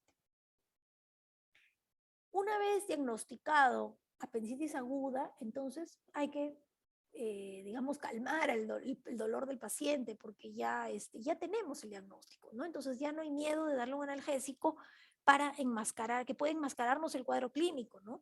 En cambio, si tenemos dudas en el diagnóstico, ahí sí, es mejor no dar analgésicos. ¿Para qué? Para que el dolor siga su evolución natural y podamos identificar los signos y síntomas de la apendicitis aguda. Adicionalmente, y dependiendo de qué tan complicado se encuentre el paciente, ¿no? Se le puede colocar una sonda nasogástrica o una sonda Foley, ¿no? Para poder, como parte del tratamiento del paciente con apendicitis. Muy bien, este cuadrito es un resumen de lo que debemos hacer o de qué pasos debemos de seguir en caso de un paciente con sospecha de apendicitis aguda, en el cual se ha utilizado la escala de Alvarado, la escala de ER, la escala de AAS, ¿no? Para poder determinar si es que hay un riesgo bajo, moderado o alto de tener apendicitis aguda. Entonces, si tenemos un paciente con una alta sospecha de apendicitis aguda, le aplicamos todos sus test y encontramos que tiene un bajo riesgo de apendicitis aguda, de acuerdo a las escalas que ya hemos visto, entonces, bueno, tenemos que ver primero el paciente, la edad del paciente. Si es un paciente de menos de 40 años, ¿sí? Y el paciente no tiene otra sintomatología, se encuentra bien, se encuentra ok, ¿no? Entonces el paciente podría ir a casa con seguimiento, ¿no? Bueno, aquí lo ponen seguimiento vía telefónica, pero bueno, en nuestra realidad es un poco complejo eso, ¿no? Pero sí se le puede hacer un seguimiento, citarlo por consulta externa o inclusive pues explicarle sus signos de alarma para que ante cualquier eventualidad regrese a la emergencia del hospital. Si es que tenemos un paciente con bajo riesgo, pero decidimos hacerle un examen, ya sea un examen de una ecografía o una tomografía, y se confirma una apendicitis aguda no complicada, entonces tenemos dos opciones inclusive, ¿sí? Podemos seleccionar a estos pacientes, ¿no? Uno, operarlo al paciente, ¿no? Mediante una laparoscopía, una apendicectomía laparoscópica, que es el gol estándar, es lo ideal. O lo otro es obviamente bajo la autorización del paciente, ver la posibilidad de que este paciente pase a un manejo no operatorio de la apendicitis con antibióticos. Para realizar el manejo no operatorio, eso lo vamos a ver en próximas diapositivas, es importante seleccionar a nuestros pacientes. No es que cualquier paciente va a ir a tratamiento no operatorio, ¿no? Uno de las, digamos, de los requerimientos o los requisitos para que el paciente vaya a manejo no operatorio es que no haya evidencia o no se pueda identificar un apendicolito o un coprolito en la ultrasonografía o en examen, la tomografía, ¿no? Con contraste. Si no se identifica, entonces este paciente puede optar por antibióticos, por manejo no operatorio con antibióticos, y bueno, reevaluarlo este paciente a ver cómo va para poder hacerle un seguimiento, ¿no? Si es que en caso ha mejorado con antibióticos, ¿no? A su casa, o en caso no haber mejoría, paciente poder ser programado para una cirugía de emergencia.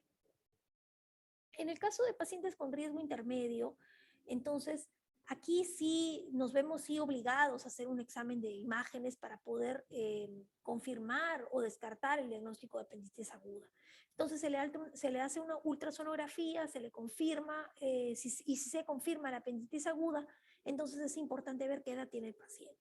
Si es un paciente de menos de 40 años, que como ya lo hemos hablado, epidemiológicamente es lo más frecuente que tenga una apendicitis, se puede optar por el manejo no operatorio de acuerdo pues a que si es que no presenta un apendicolito y el paciente pues obviamente acepta ir por el manejo no operatorio. Pero si es un paciente que no tiene apendicolito, pero no está de acuerdo con el manejo no operatorio, entonces este paciente va a sala de operaciones para una apendicectomía laparoscópica. Idealmente, ¿no? Apendicectomía laparoscópica, sino una apendicectomía abierta. Si es que el paciente tiene más de 40 años, sí recomiendan antes de optar por un manejo no operatorio, que todo paciente se realice una tomografía. ¿Con qué objetivo? Con el objetivo de descartar una neoplasia o alguna otra patología importante, ¿no? Entonces, si es que encontramos que sí hay una apendicitis en la tomografía, entonces el paciente va a cirugía. Y si es que encuentran otros hallazgos, ¿no? Entonces se le va a tratar de acuerdo al hallazgo o se le va a observar, pues, ¿no? De su patología hasta ver que hay una mejoría clínica, ¿no? Y de no haberla, obviamente, también el paciente se programa a las operaciones. Si es que este paciente tiene un alto riesgo de hacer apendicitis, entonces también de la misma manera hay que evaluar la edad, ¿no? Si es que es menor de 40 años, ¿sí? Entonces la probabilidad de que tenga una apendicitis es bastante alta, ¿no? Y entonces este paciente va directo a cirugía, y si es que tiene más de 40, hacerle su tomografía para que de acuerdo a los hallazgos, ¿no? Si es que tiene apendicitis, operar la apendicitis, y si no, si se encuentra otra cosa, observar o tratar la otra patología, ¿no? Eso es perdón, este cuadro es sacado de las guías de Jerusalén.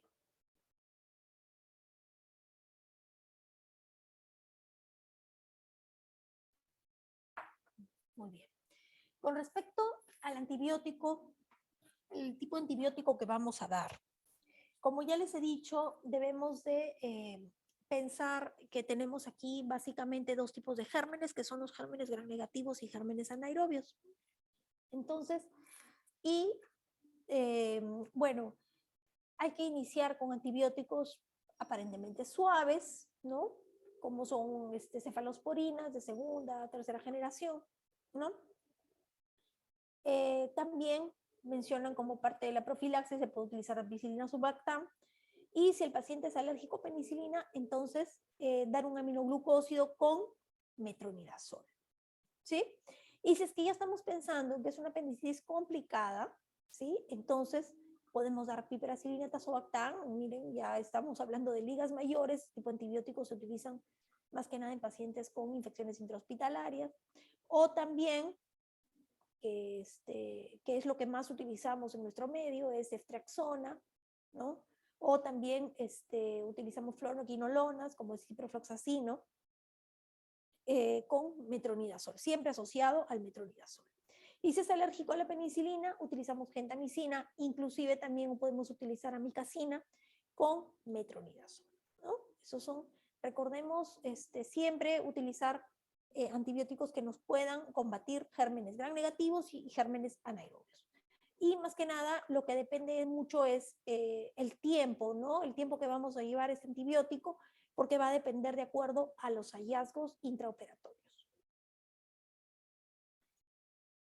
Bueno, estábamos hablando un poco del manejo no operatorio de la apendicitis, ¿no? Entonces, sí mencionamos en las diapositivas anteriores que este tratamiento no operatorio, es decir, un tratamiento antibiótico puro, se puede realizar en pacientes seleccionados con apendicitis aguda no complicada que tengan bajo riesgo y en ausencia de un apendicolito en la ecografía o en la tomografía. Se puede optar también este manejo en pacientes pediátricos. Ojo, sí se puede utilizar en pacientes pediátricos previo consentimiento del padre. No está indicado en gestantes, no seamos malos con las gestantes, porque esto sí es un grupo especial, ¿sí? Y debemos iniciar siempre con antibióticos endovenosos y de acuerdo a la evolución del paciente pasar a vía oral, basados obviamente, pues, ¿no? Como les estoy diciendo, en las condiciones clínicas del paciente. Lo que sí debemos de comunicar a estos pacientes seccionados que inician tratamiento no operatorio es que puede haber una recurrencia de sintomatología de hasta 39% en los siguientes 5 años. Es decir, el paciente puede aguantar o enfriar un poquito su cuadro clínico, pero luego volver a presentar una apendicitis aguda hasta en un 39% de probabilidad en los siguientes 5 años. ¿Ya? Entonces, esto de aquí es importante mencionar antes de nosotros decirle o optar o darles alternativa al paciente pues por el manejo no operatorio, ¿no? De que existe esa posibilidad. Y más aún en nuestro medio, esto también es importante, más aún en nuestro medio en el cual el acceso a los servicios de salud es un poco complicado, ¿sí? Es importante tomarlo con pinzas, ¿no? Si estamos hablando de un paciente que vive en la sierra, o que la cercanía, no hay postas muy cercanas, o incluso un centro o un hospital que cuente con un especialista cerca, entonces es mejor definir o decidir una cirugía antes que optar por un manejo no operatorio, porque la recurrencia es todavía relativamente alta y si el paciente vuelve a tener síntomas, entonces que vuelva a llegar a nuestras manos va a ser un poco complejo. Entonces hay que tomar en cuenta este dato porque si bien es cierto, está descrito el manejo no operatorio, pero también recordemos que está digamos, pensado en países del primer mundo, ¿no? En el cual pues todos o casi todos tienen acceso a los servicios de salud, ¿no? Muy bien. Y luego veamos el manejo quirúrgico, ¿no? bueno, ya si decidimos operar al paciente, ¿no? Entonces, considerar que la cirugía puede ser primero de dos tipos. Puede ser una cirugía abierta o una cirugía laparoscópica. En cuanto a la cirugía abierta, tenemos algunas incisiones que ustedes es importante que las conozcan. Tenemos la incisión de McBurney, que es una incisión oblicua. Es una incisión oblicua, ¿sí? Pero también ya se ha visto que es un poco eventrógena, ¿no? O sea, puede producir eventraciones más adelante. La más utilizada es la incisión de Rocky Davis, que es la incisión transversa. Tenemos la incisión mediana infraumbilical, ¿sí? Que esta la preferimos hacer cuando sospechamos de un paciente complicado, con una apendicitis aguda complicada. Y ¿por qué les puedo decir esto? ¿Por qué? Porque el apéndice se encuentra en la fosa ilíaca derecha. Entonces, esas incisiones nos van a ayudar, y perdón, una vez concluyo con esta incisión es una incisión, la incisión de Gallagher, o Battle-Gallagher, o para mediana también, ¿no? Para mediana derecha, que esta ya se está dejando de lado porque también es bastante ventrógena. Entonces, si bien es cierto, este tipo de incisiones nos lleva directo a la fosa ilíaca derecha, ¿sí? Este tipo de incisiones nos lleva directo a la fosa ilíaca derecha. ¿Qué pasaría si nosotros tenemos una apendicitis aguda complicada? Y no solo eso, sino esta apendicitis es una peritonitis localizada o una peritonitis generalizada. No nos va a permitir hacer un buen lavado de cavidad peritoneal.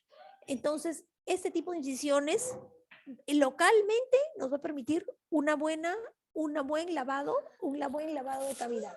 Pero si queremos, por ejemplo, tenemos una apendicitis difusa o una apendicitis una peritonitis difusa o una peritonitis generalizada, entonces no va a permitir lavar fosa ilíaca derecha, fosa ilíaca izquierda o los espacios subfrénicos más arriba, ¿ya? Entonces, la incisión mediana sí nos va a permitir ampliar nuestra incisión y nos va a permitir ampliar la incisión más arriba, ¿no? Incluso hacer una incisión supraumbilical, ¿ya? Muy bien.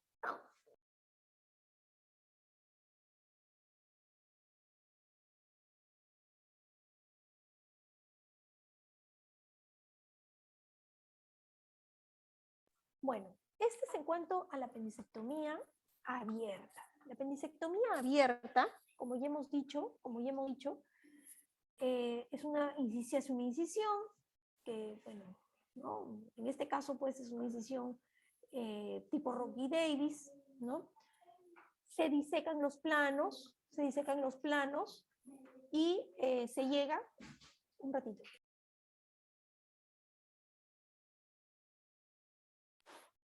Se disecan los planos y se llega hasta la cavidad peritoneal. Una vez identificada el apéndice, que como pueden ver aquí tenemos tenemos aquí, bueno, las tenias, ¿no? Y hemos identificado el apéndice que está inflamada. Entonces, debemos primero ligar la arteria apendicular, ¿sí? Miren, esto de aquí, esto de amarillo, se llama mesoapéndice. Es el mesoapendicular o mesoapéndice. Y es una grasita en la cual por dentro se encuentra la arteria apendicular. Si pueden ver, la arteria apendicular se encuentra distal o alejado del apéndice cecal. Entonces, lo que debemos hacer es ingresar nuestras pinzas cerca al apéndice para poder ir pinzando, ¿no? Con una pinza, una Kelly, una Pean, ir pinzando e ir ligando la arteria apendicular para evitar que sangre en esta zona. Entonces vamos punzando, cortando, ligando, ¿no? Hasta primero dejar, como pueden ver en esta figura, ¿no? Primero, miren cómo se ha ligado la arteria apendicular y sus ramitas, ¿no? Una vez se deja acá la tita, por así decirlo, el apéndice, luego ya se liga, se hace dos nudos, se liga la base, se liga la parte distal y luego se corta entre los dos, ¿no? A veces se pueden, como en el caso de la figura, se puede poner doble nudo, ¿no? Por una cuestión de seguridad. Y se corta y se saca el apéndice. Y también en algunos casos, eso ya depende del cirujano, depende de los hallazgos, ¿no? Se puede imaginar la base apendicular, ¿no? Como pueden ver en la figura, con una sutura en bolsa de tabaco, ¿sí? Una sutura en bolsa de tabaco. Que es así, y a la hora de ajustar, esto se hunde, así como pueden ver aquí en la figura, y se hunde, ¿no? Esa es la apendicectomía abierta. Y la apendicectomía laparoscópica, perdón, es bastante similar. Digamos, el procedimiento es bastante similar. Lo que se hace es, en lugar de hacer un corte, se introducen tres puertos, tres trócares, tres puertos, ¿no? Que puede estar localizado en el ombligo, en la región suprapúbica y en fosiliaca izquierda. La cámara se introduce en el ombligo por el puerto umbilical, y por aquí, por estos dos, se introducen las dos pinzas, que si se dan cuenta son muy similares a las pinzas que se trabajan con la cirugía abierta. Se hace lo mismo, se identifica el apéndice, se liga o se quema el meso pendicular con la arteria pendicular, y luego se deja, ¿no? En palabras sencillas, calatita el apéndice, y luego se liga, ya sea con un nudo o con un endoloop. Endoloop, no se pone una grapa, no, sino un endoloop es como una ligadura, una liga de caucho que se coloca, o se hace una ligadura con un hilo de algodón.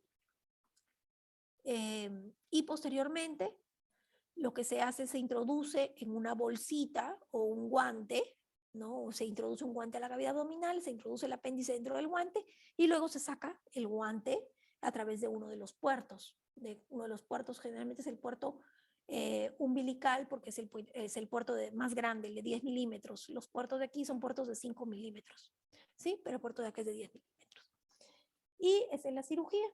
El procedimiento es el mismo.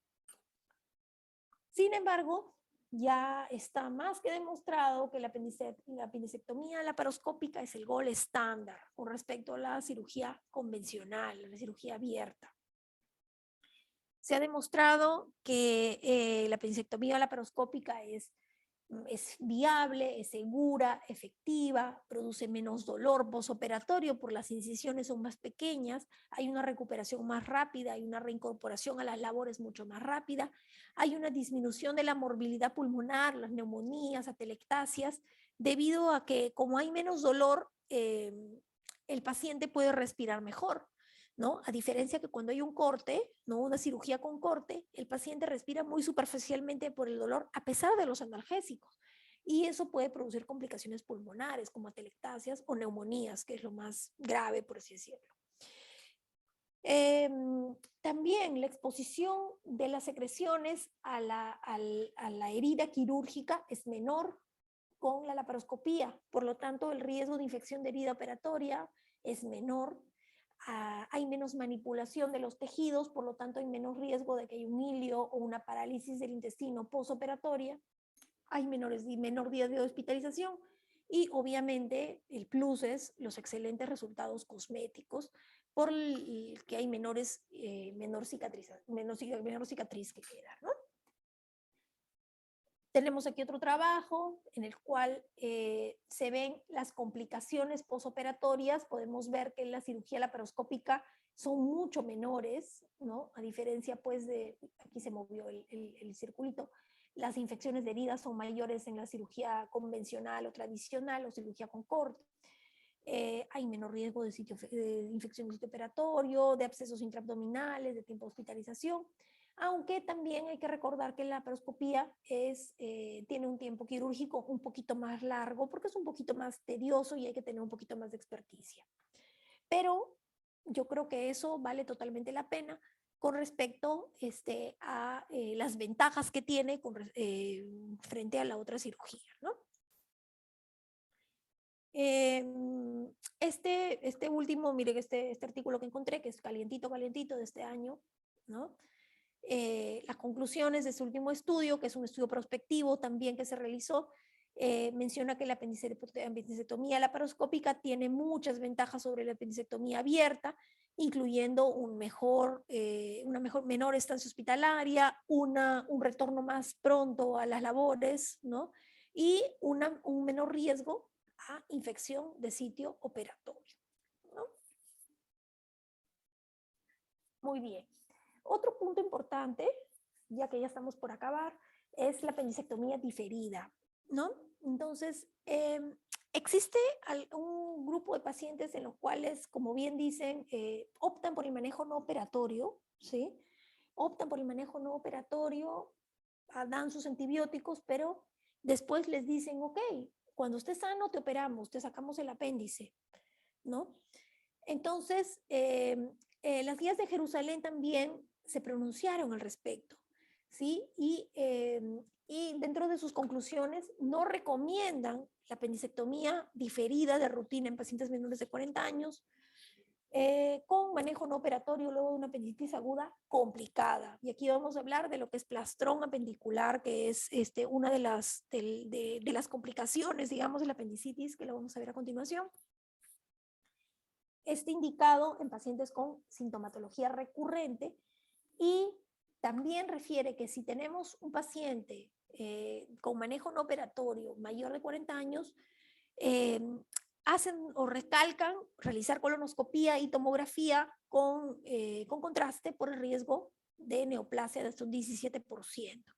Entonces, antes de definir la apendicectomía diferida, hágale su tomografía y su colonoscopía, ¿no? Entonces, todavía esto de hacer la apendicectomía diferida todavía no es del todo cierto, está en duda, ¿no? Existen todavía escuelas, ¿no? Hay una escuela que dice, sí, una vez que pase el cuadro clínico que mejore, opéralo de todas maneras, hazle su apendicectomía. Y otros dicen, no, no lo toques, ¿no? Pero aquí la guía de Jerusalén dice que hay que ser un poco más cautelosos, que no hay que hacerlo de rutina, sino que solamente hacerlo a aquellos pacientes que tienen sintomatología recurrente, nada más. ¿Cuál es la evolución natural de la apendicitis? Y eso también, que ustedes comprendan qué es lo que pasa, ¿no? Imaginemos que uno de ustedes, pues, por ejemplo, se sube a un barco, ¿no? A un crucero, ¿no? Así tipo Titanic, un mes ahí en el barco, ¿no? Y les da apendicitis. Entonces, ¿cuál es la evolución natural? ¿Qué es lo que puede pasar? Porque definitivamente no se van a operar, ¿no? ¿Qué es lo que puede pasar? Entonces, una vez que el apéndice pasa, pues, de apendicitis aguda, congestiva, supurada, gangrenada, perforada, ¿no? Se perfora el apéndice y ahí existen dos posibilidades.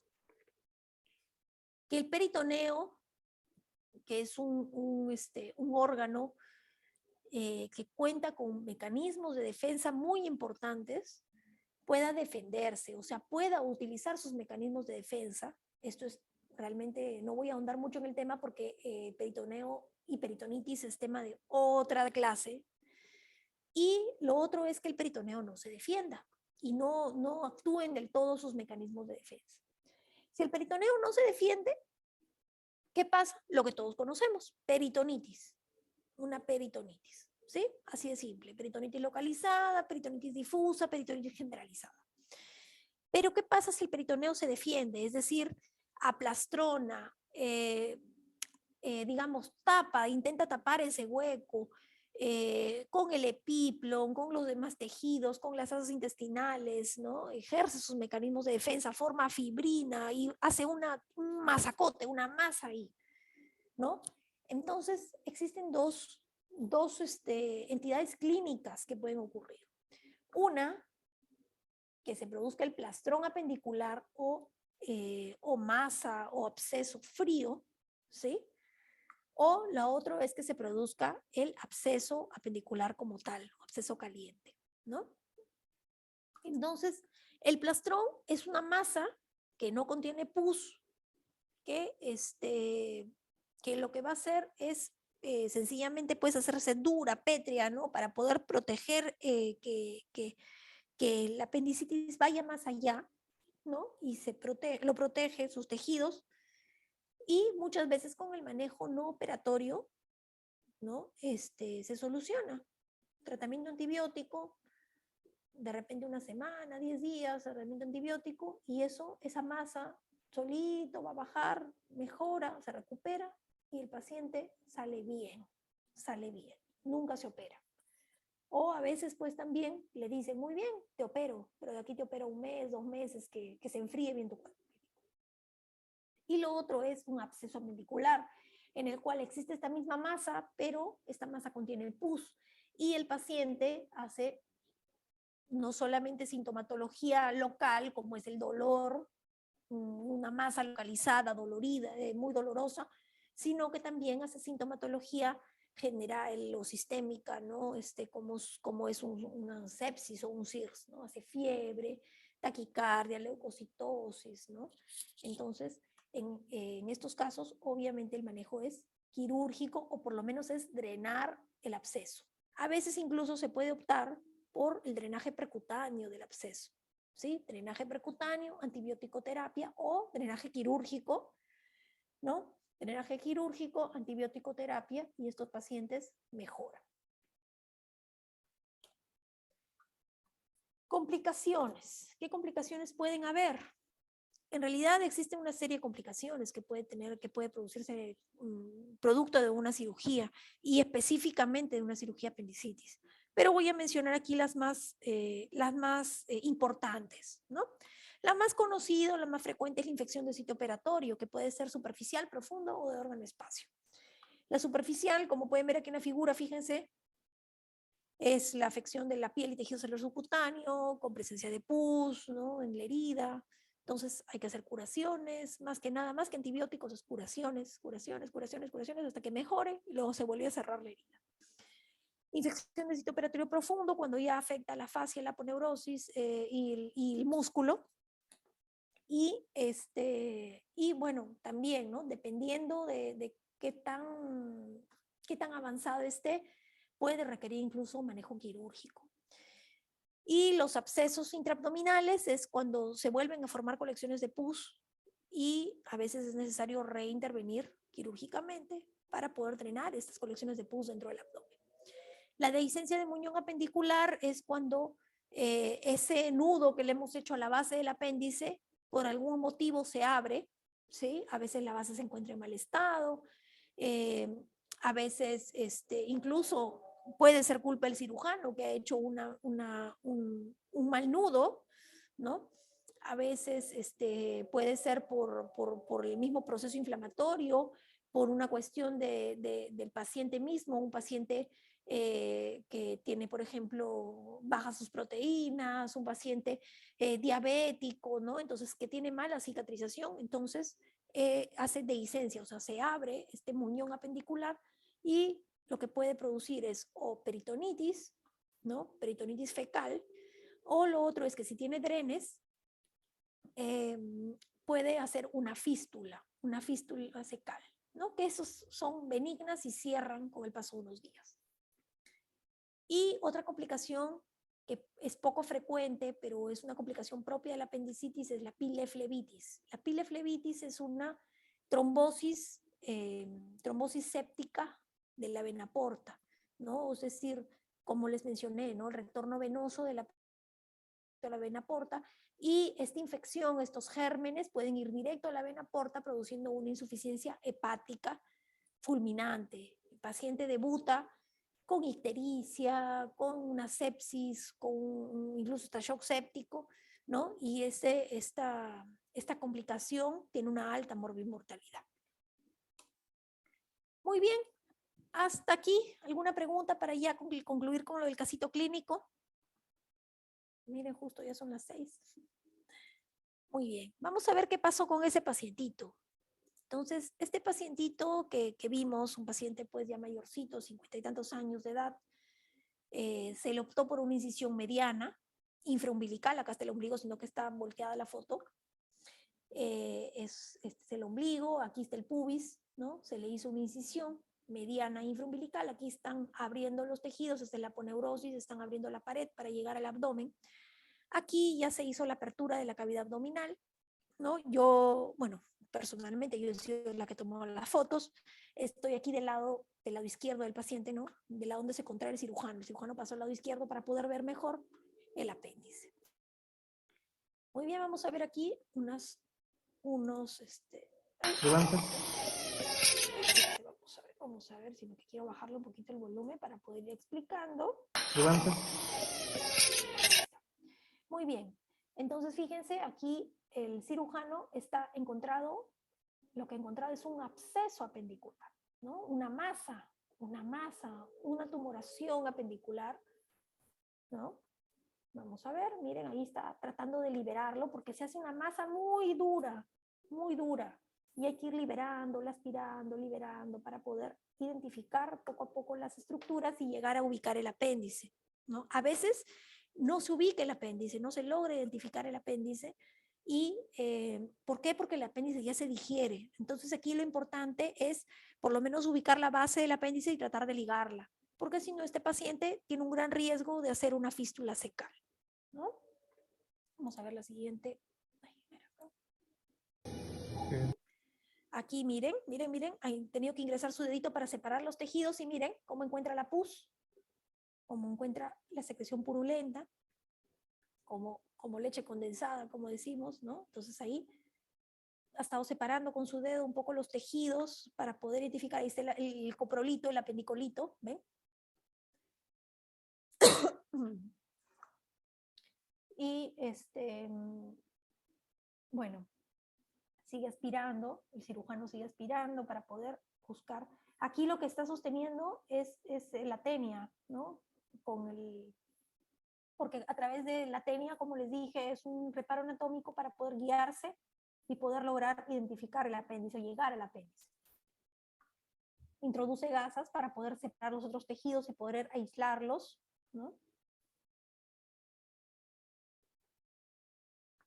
Sigue disecando, sigue tratando de disecar esa masa que todavía no se identifica. Como pueden ver aquí, parece una masa que no se ve nada realmente, no podemos identificar nada, ¿no? No podemos identificar nada todavía, porque es un absceso apendicular, como les digo, el cuerpo, aquí el peritoneo se ha defendido y los tejidos todos se han unido y han tratado de tapar ese apéndice. Aquí ya logró separar el apéndice, fíjense. Miren, ya logró identificar el apéndice. Y aquí lo que está haciendo es cortando y ligando el mesoapendicular, ¿no? Miren, ese, ven amarillito, así como vieron en la foto, en el dibujo de la explicación, es el mesoapendicular. Primero el mesoapendicular, ¿no? Va a cortarlo, ahí se encuentra la arteria apendicular dentro de esa grasita, ¿no? Entonces, lo que hace es cortarla, primero le ha puesto la pinza, la pinza, ha cortado y luego va a proceder a ligar el mesoapéndice. Miren, ven. Ese es el mesoapéndice. Vamos a ver. Miren, ven. Ahí ya la tiene el apéndice más calativo. Ya ha puesto su pinza en la base del apéndice para poder ligar el apéndice con un hilo de algodón. Bueno, en este caso es una seda, es una seda negra. Ahí. Van a ligar.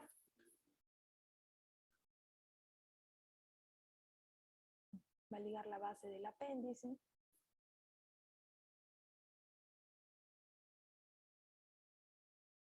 Lograron identificar, porque es difícil a veces identificar.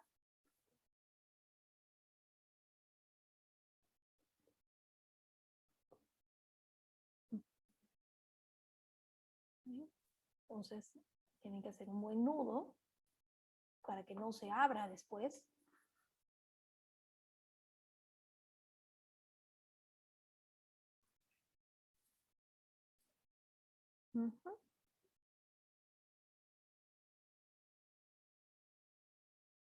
Hacen un buen nudo y posteriormente lo ligan.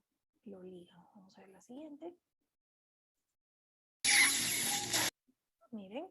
Y ahí ya cortan el apéndice y ese es el apéndice ya el apéndice que ya lo han sacado, ¿se dan cuenta? ¿Ven?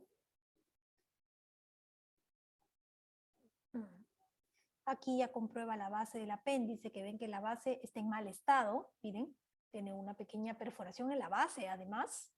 O sea, a pesar de que ha ligado aquí el apéndice, aquí en la base del ciego hay una pequeña perforación. Entonces, lo que ha hecho el cirujano en ese caso ha sido una pequeña sutura de la base, porque cuando hay mucho tejido inflamado puede producir perforaciones en los tejidos adyacentes.